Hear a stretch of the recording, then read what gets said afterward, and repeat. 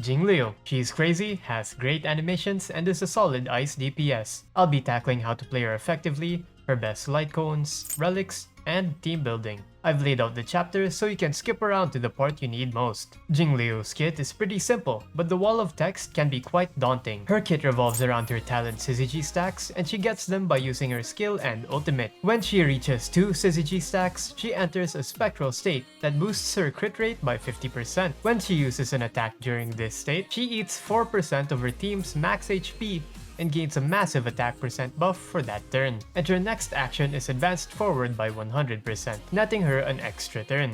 Her skill is then enhanced using her Syzygy stacks instead of her SP. This means that she consumes around 0.5 SP per turn, and as such, she can serve as a sub DPS. And she can be run with SP negative supports like Bronya and Yukong. It's recommended that you use her ultimate during her spectral state so that you don't miss out on those buffs and her A6 trace, which increases her ultimate's damage during the spectral state. Jingliu's drawback is that her normal skill is single target and the multiplier isn't great, as well as the 4% HP drain on every attack while her talent is up. Since her basic attacks don't generate any Syzygy stacks, you should never use it. And since her SP consumption is already pretty low, you'll find that SP management is quite easy alongside her.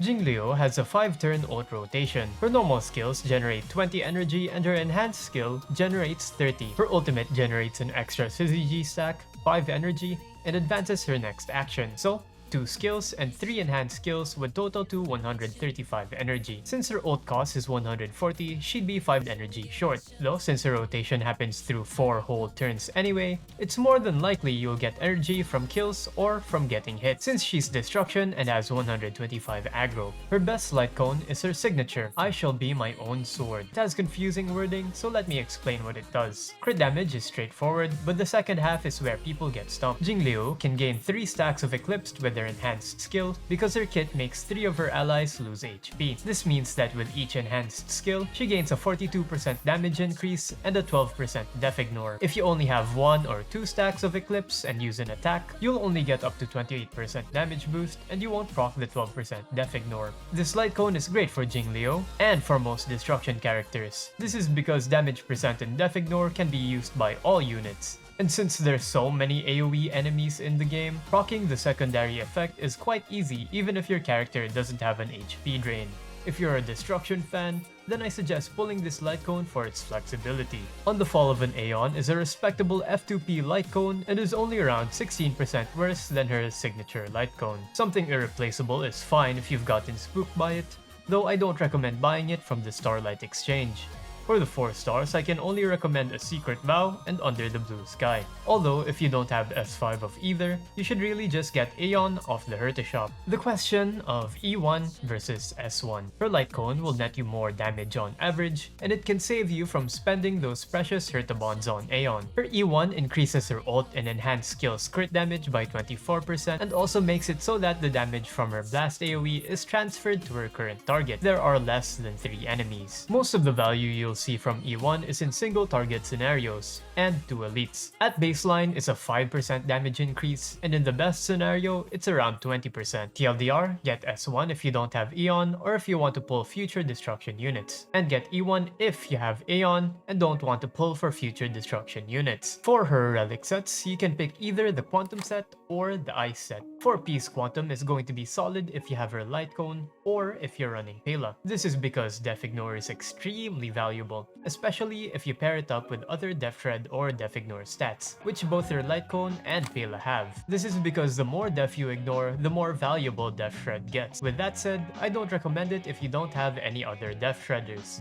For Peace Ice set boosts her crit damage when she ults for 2 turns. To get the maximum value of those 2 turns, you should use her ult when it's her turn and before she uses her action. For her planar sets, Rutilant Arena is the best since most of her damage comes from her skill. Rutilant Arena is also great to farm due to Broken Keel being attached to it in World 7, and it's great on all support units. Alternatively, you can always run SSS since it's a generalist relic set, and it's alongside Fleet of the Ageless, which is also great on all support units. Jingliu has a normal attack crit loadout, crit damage percent on her chest, speed on her boots, ice damage percent on her sphere, and attack percent on her rope.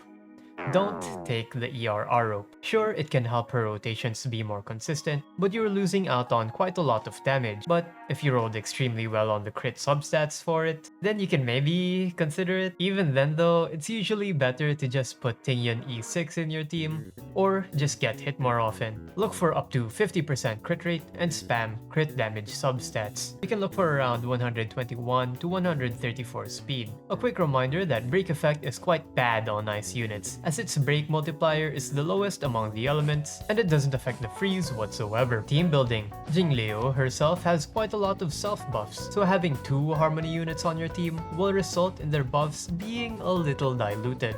So I recommend you run 1 harmony unit and run nihility units or sub DPSs alongside her. Death shredding nihility units like Pela or Silverwolf are great alongside Jingliu. If you're running them both, keep in mind that Death Shred caps out at 100%, and that Pela and Silverwolf add up to 93% already. It's also important to note that Silverwolf leans more on single target damage, while Pela is great for AoE content. You'll most likely run a 2-2 element split if you're running both. A sample team of this would be Lynx, Silverwolf, Pela, and Jingliu. I should mention that Pela's E4 reduces Ice Res, which Jingliu also benefits from. Bronya is great alongside Jingliu. This is because Jingliu only consumes 0.5 SP per turn, and Bronya can keep spamming her skill on Jingliu without much of the hassle that SP neutral Bronya has. You can have Jingliu at 135 speed and Bronya at 134 speed to achieve this. Bronya provides Jingliu with more turns, more damage percent, crit damage percent, and attack percent, which are all stats that she needs. Bronya's downside is that she's extremely SP hungry when you spam her skill, and Jingliu's low SP consumption slightly negates that. Yukong follows the same principle. She can give a fat attack percent and crit boost to Jingliu, and since Yukong gives 2 stacks of roaring bowstring, you can time it so that when Jingliu ults and advances her next action, she would consume both bowstrings immediately. It's rare to find a niche for Yukong, so it's nice that it's here for her now. Tingyun's decent alongside Jingliu, but Tingyun only turns Jingliu's 5-turn ult into a 4-turn ult rotation. Her attack percent, damage percent, and MV buffs are nice, but there are going to be better supports than Tingyun. Unless of course, you have Tingyun's E6, in which she turns Jingliu's 5-turn ult rotation into a 3-turn ult rotation, and she wraps around into becoming her best support. Because Tingyun also runs a 3-turn ult rotation, she's perfect for Jingliu when she's E6. Asta's decent. Her attack percent buff won't be that noticeable due to Jingliu's ridiculous attack percent buff on her talent, but Asta's breaking capabilities and speed buff is still appreciated. The reason why Asta lags behind everyone else in Jingliu's teams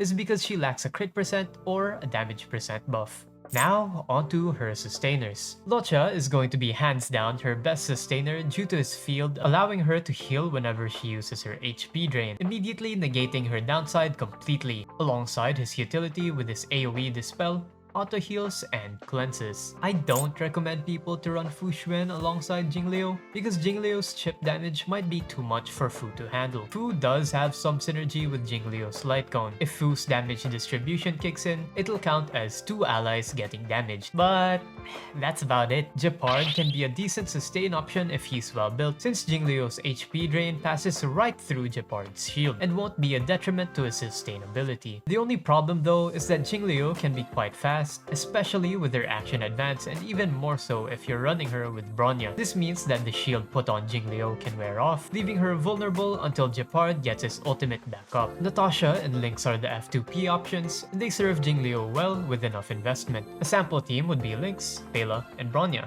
Blade and Jingliu have synergy with one another, since Jingliu can damage Blade and proc his talent's follow-up attack more often. Not only that, but if both are using Jingliu's light cone and Jingliu goes first, then Blade also benefits from that def ignore whenever Jingliu is in her spectral state. Ideally, you run them both with a quantum set for maximum def ignore. Some might argue that you're sacrificing 30% each worth of stats for Blade, but I think you already get enough from Sphere and Rope main stats anyway. The trade-off is 22% def ignore, which I think is more valuable if you have Pela on the team. My suggestion for a premier team would be Locha, Blade, and Pela. For the conclusion, Jingliu is going to be the best ice DPS for the next 1 to 2 years. Mark my words. If you don't have Yanqing built, then I heavily suggest you pull for Jingliu because it will be quite a while until they release a new Ice Hunt DPS. Ice coverage is very hard to come by in this game since Herta is quite content dependent and Yanqing is dependent on Jeopard. For a destruction character, Jingliu's setup is easy to accommodate, so just slap on a healer on her team and you're good to go. I have no doubt that all Jingliu pullers will be satisfied with their strength and ability to clear MOC. I'm pulling for Jingliu across 2 accounts, so keep your eyes peeled for the livestream.